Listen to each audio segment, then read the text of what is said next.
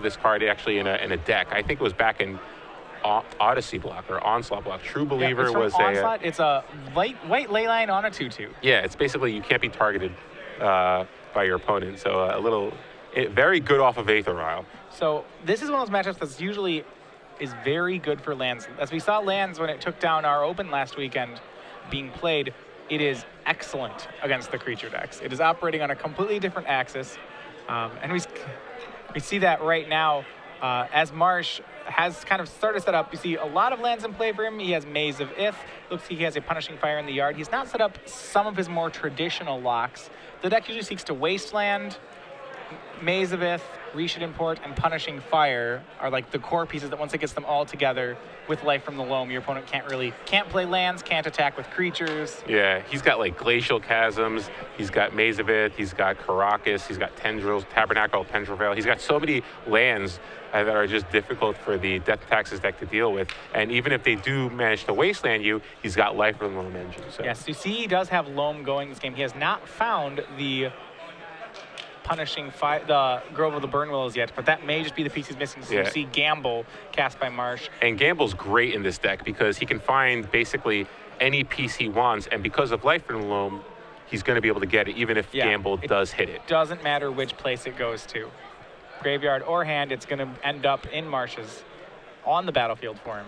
Yeah, so it's nice to have be able to play 4 effectively demonic tutors in your deck, you know? Yeah, which costs for half the price. For half the price. Just a red. So, yeah, Gamble is one of those cards that really makes lands look incredible sometimes just because it has so many good silver bullets to go for. All right, well, there's a couple of bullets he can go for. He can go for Grove of the Burnwillows to set up the Punishing Grove interaction in that lock. He can also go for Dark Depths here and just try to make Merit Lage. Yeah, because I think he does have the I think he does have the he has the Thespian stage in play, so he could go for that, although it's a little risky if Brian does have the Source to Plowshare. All right, so we'll see Gamble. You can search up any card, and then you have to discard a card. It's kind of the Goblin tutor. Yeah. Sometimes you discard the card you find, which is, the drawback of it. So let's see here. You think he went for it? I mean, again, he does have Life from Loam, and because of Maze of Ith, he's not really under that much pressure. Although it looks like he's at 9. Yeah, he's under some pressure. Because they had 7 cards, he's first going to randomly determine which half of the hand it's going to be from. This is a pseudo-random. It's still random. It's just a little complicated. And it was the Burnwillows was discarded. I don't know if it's a card Marsh found. I think it is. So it looks like his hand is, unsurprisingly, a lot of lands. Well, he plays 35, so. And it looks like he does have a Dark Depths in his hand as well. So, it could have been the one he went for. Yeah. Now, Embry may be able to get this game. He's going to go ahead and wasteland away that Maze of Ith. Wow, and here comes a Sword of Fire Ice. So, yeah, looks like he should be able to win this game. 4, 5, 6, 7, 8, 9, 10, 11. Yeah, this is a lethal swing unless Marsh has an answer. I don't believe there is one in his deck. He could crop rotate for Maze of Ith if he has one in his hand. That's true. Or Glacial Chasm. Or Glacial Chasm. Yeah, so crop rotation isn't out for him. So a possible lethal swing at Marsh. We'll see, does he have the crop rotation? 1, 2, 3. That's 6. That is a swing of 9. That should be enough. And we are on to game 3. Wow, so Marsh loses game 2. Brian Embry was able to steal the game there with a timely wasteland on a although, yeah, I don't think, even if he did get the Punishing Fire, I don't think it would have mattered, really. Yeah. So a little background, Marsh Usury, someone who's been on the edges of the pro scene for a while, kind of in and out, was a member of the U.S. national team, I believe, in 2008, I want to say. Pro or from North Carolina, I believe. So after board, Brian Embry, he does have, I mean, we're in game 3 now, so I wonder, Brian has 4 copies of Enlightened Tutor, 4 Grand Abolishers, 2 Helm of Obedience, 1 Humility, 1 Manriku Gusari, 2 Rest in Peace, and 1 Sword of Light and Shadow. A pretty interesting sideboard here. He really went for the Enlightened Tutor package. I can see him bringing in the Enlightened Tutors, along with the Helm of Obedience, and definitely the Rest in Peace. Rest in Peace, obviously very good against the Life from the Loam deck. But in particular, I think since he's bringing in the Rest in Peace, I also think he's bringing in the Helm of Obedience package too, because that is a way for him to sort of combo kill the land deck when the land deck tries to get this sort of anti-creature board of, you know, Glacial Chasm or Tabernacle or you know, Grove of the Burnwells plus Punishing Fire. So Helm of Obedience plus Rest in Peace is a way for Brian to sort of combo kill his opponent. Yeah, it's a way that wins without using the attack step, which is pretty important. Marsh has so many ways to really invalidate the attack step. Yeah, between Maze of Ith and Glacial Chasm, there's just so many intangibles that you can't really rely on your creatures to always be able to kill them. Now, the difficulty is that on his good draws, Marsh will do things that are broken enough that it doesn't matter what Brian does. Yeah. You know, turn 1, Exploration, Wasteland, next turn, reshould import. You know, things like this aren't really answerable by anything in Brian's deck. Except for Aether Vial. Aether Vial's yeah, very good. So if Brian's able to go, you know, turn 1 Aether Vial, turn 2 Rest in Peace, that's very good against Marsh's deck. Yeah, Rest in Peace is fantastic. And as you see, Brian Embry on a mulligan here, he has to mulligan pretty aggressively to cards like that. Because of the presence of cards like Mana Bond and Exploration in Marsh's deck, Brian needs action immediately, and it has to be really centralized in just a couple cards. Yeah, and the good thing about Marsh's deck is that his deck actually mulligans fairly well. So that's one of it's a lot of redundancy, and you know, obviously you're never going to have many land light hands. So pretty good deck in terms of how well it mulligans. So Embry on 6, trying to find one of those high impact answers, a way that he doesn't get buried. Marsh has kept a 7-card hand. Yeah, and he has 2 Rest in Peace, and he has 4 Enlightened Tutors to find them. So let's see if that can be an impact in this game. We'll see if he gets to play. We see a turn 1, Grove of the Burnwells from Marsh. And he's got one of the the 1-mana green spells. Could be Exploration, could be Mana Bond. Actually, could be Mox Diamond. That will pitch Maze of Ith. It's going to cast Exploration and and reshould import. And with that, he's going to give. Oh, I think he's going to loam here too. And he's going to go ahead and loam back the Maze. Yeah, this is a game where sometimes Marsh doesn't let Brian play. It's 3 mana on turn 1, including a loam engine and a reshould import. Well, it's just 4 permanents in play. Big deal. Normally there's this 1 land per turn rule, and Marsh is he's cheated on that one a couple times. So Marsh likely gonna dredge back loam there, and he hits a Punishing Fire. So now he's Punishing Grove going. And a Tranquil Thicket too to kind of keep getting his card drawing engine there. Yeah. So he will replace the dredge often of Tranquil Thicket with replace the draw of Tranquil Thicket with another dredge. So we see Life from the Loam gets back Tranquil Thicket.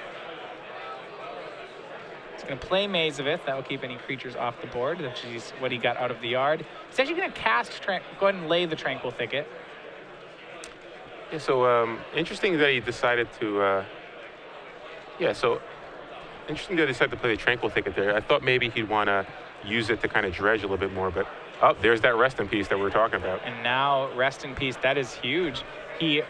I am wondering, he allowed Brian the opportunity to untap with 2 lands there.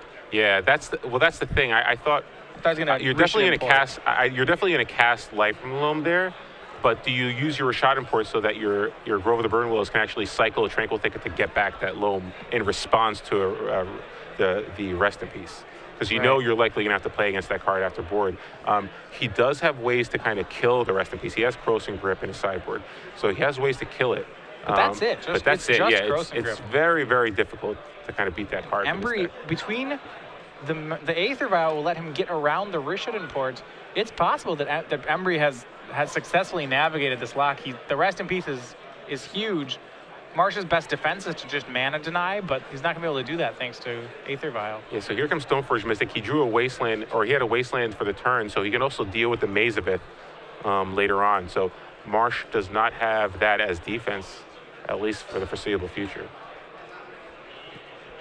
Brian's going to cast Stoneforge Mystic, likely going to search out, is it Sword of Fire Knights or Batterskull? We will see here. It looks like Marsh is going to have to draw a Crossing Grip, and even when he finds the grip, then he'll need a Life from the Loam to get his engine going again.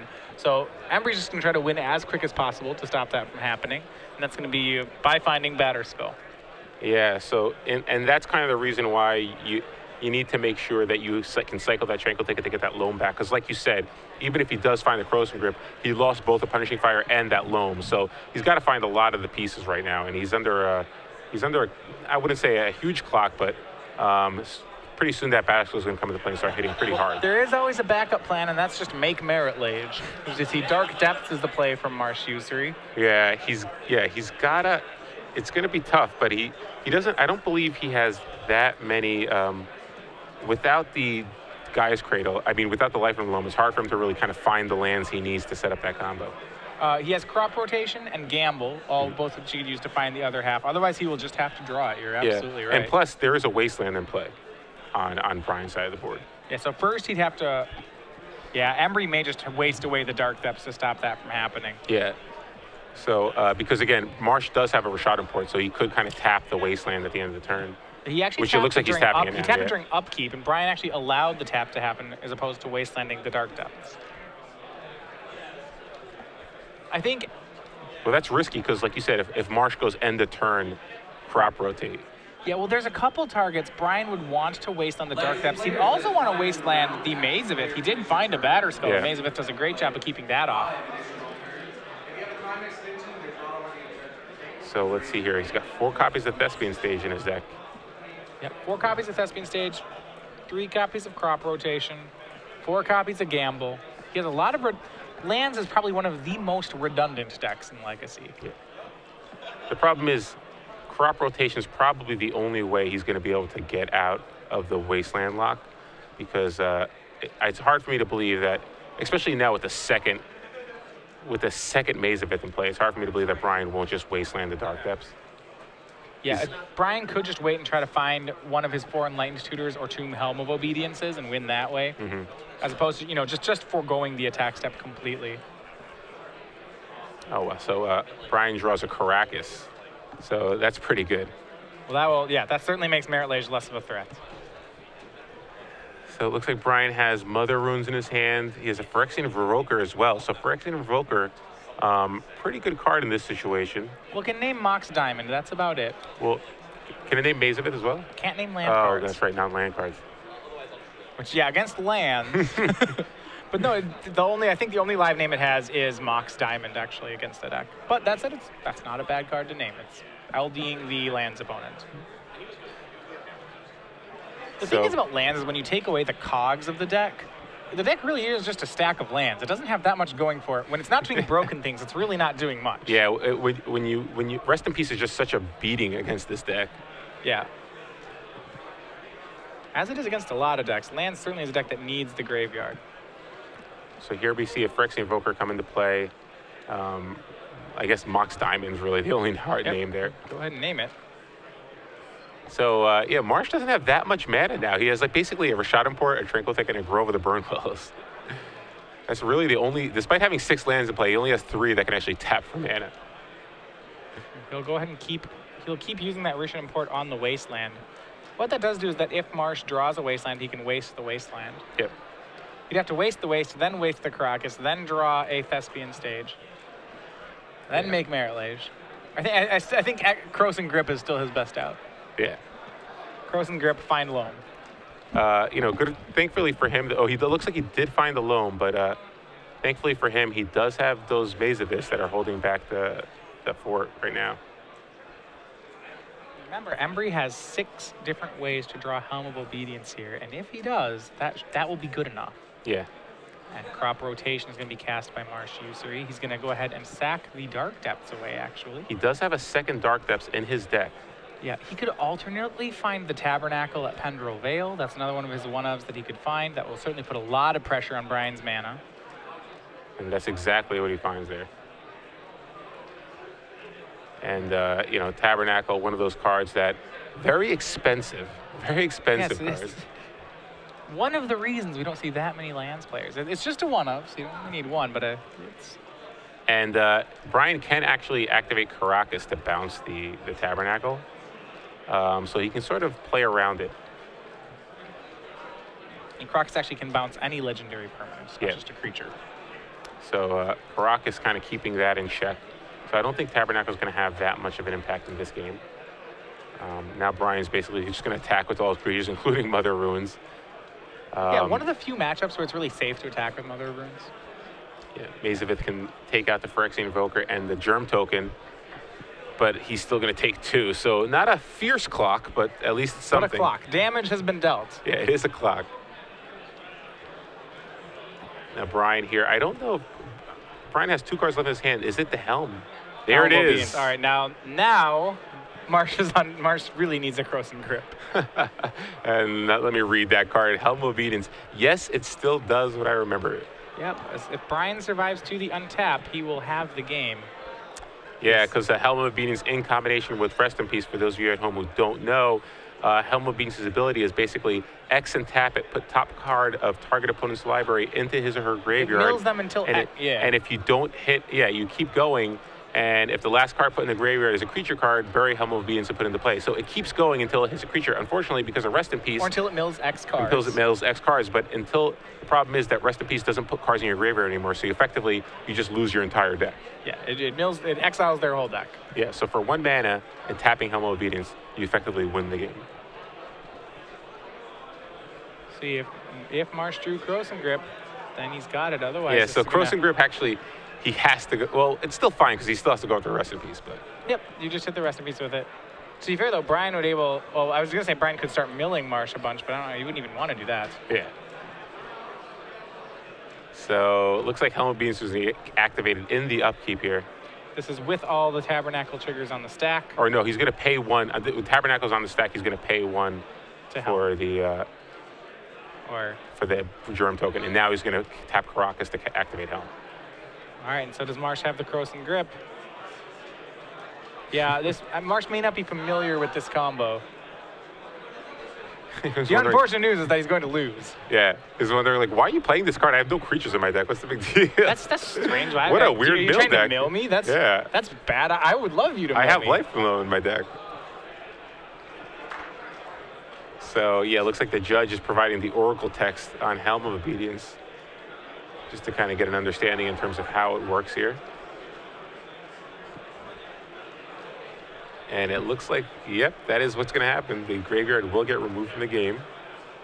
The library. The library rather, is going to get removed from the game. Well, that'll make it hard for Marsh to top deck and out. Brian's going to draw a card for his turn. He's still going to be doing stuff. He's going to activate Thalia.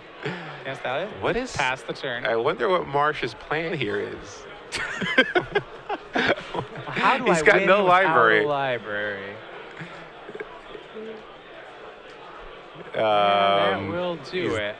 He does have a life, so yeah. Okay. For a second, I was wondering. I was like, is there a card in his deck that we just don't know about? Yeah. And then what is a pretty rare victory? Death and Taxes, piloted by Brian Embry, is actually able to defeat lands there.